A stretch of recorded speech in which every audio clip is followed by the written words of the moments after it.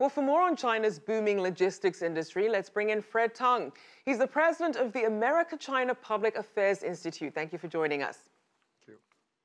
So as we know, China is now the largest logistics market in the world. How did it get to this point? Well, I think a lot of it has to do with its e-commerce growth. In the United States, have a similar situation.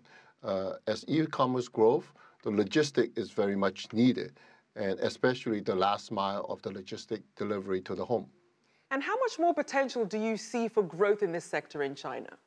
Oh, there's a lot more growth. I mean, you just did a segment on food. There's another delivery logistic, but China will continue to grow in terms of that, but they are also looking at being part of the logistic, in terms of using a third-party provider to provide those logistics.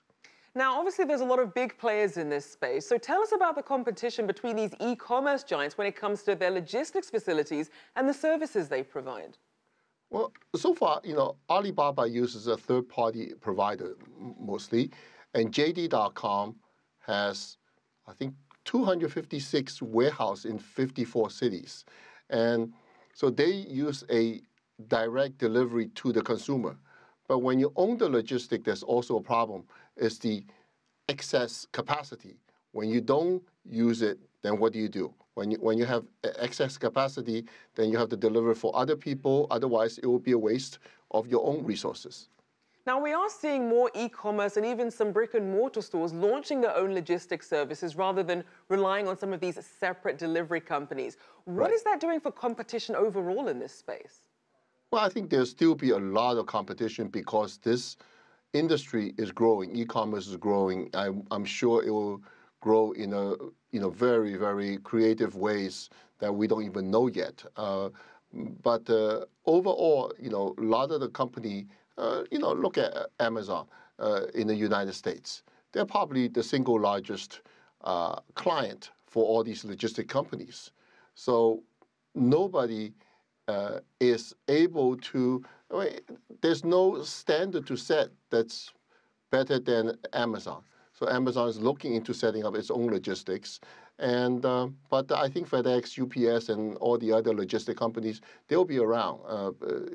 This whole process will take a while in terms of the transitioning. Now, one thing that might cut into that is what we're seeing with technology, whether it's with drones or experimenting with some of these autonomous delivery services. So tell us about the technology trends that you're seeing with logistics and the impact that it might have.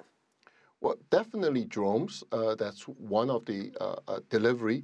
But we also have to think about when you have the drones, how about the security of the package? If you have all of these, things around the streets or in the air that they're carrying valuable packages, how do we protect those things? How do people don't take it from it? And there's a lot of these issues. But I think that, and certainly autonomous trucks, autonomous ships. But the second point is really the data of getting exact so that it becomes a more efficient delivering route, so that way there would be no redundancy and going back and forth and so forth. There's a lot of issue about saving cost. The delivery cost is one of the most expensive for e-commerce, and 28% is the last mile. But most of the people who buy from e-commerce don't want to pay for shipping costs, right? I think you and I, we're probably in the same boat. We don't want to pay for it. So it's free shipping. And how do the companies can cut back on these costs so they make it profitable for themselves? That's big. It's a big challenge. Indeed. Who doesn't like free shipping? Now, as you mentioned, when you have these millions of deliveries, that can also mean things like more packaging to dispose of, more traffic on the streets, and more information that you're giving out over the internet. What do you see as the biggest concerns with logistics, and are they being effectively addressed? Not yet, but I'm sure as these issues, they will be addressed. I think that as consumers, as they buy products, they also appreciate a more green company. I think most of these people who buy online on their cell phones, they're more conscious than most about the environment. And I think, frankly, some of these boxes are too big. Some of the packages are not fitting, and then as soon as you get your package, you throw away your box. So just think about these millions and millions of boxes we throw away, and there's no reusability for that. So all of this, I think, through automation, through smart packaging, automation packaging, so that they can figure out if this is a sweater, maybe it goes in a soft package, and if this is a glass, they will be more protected.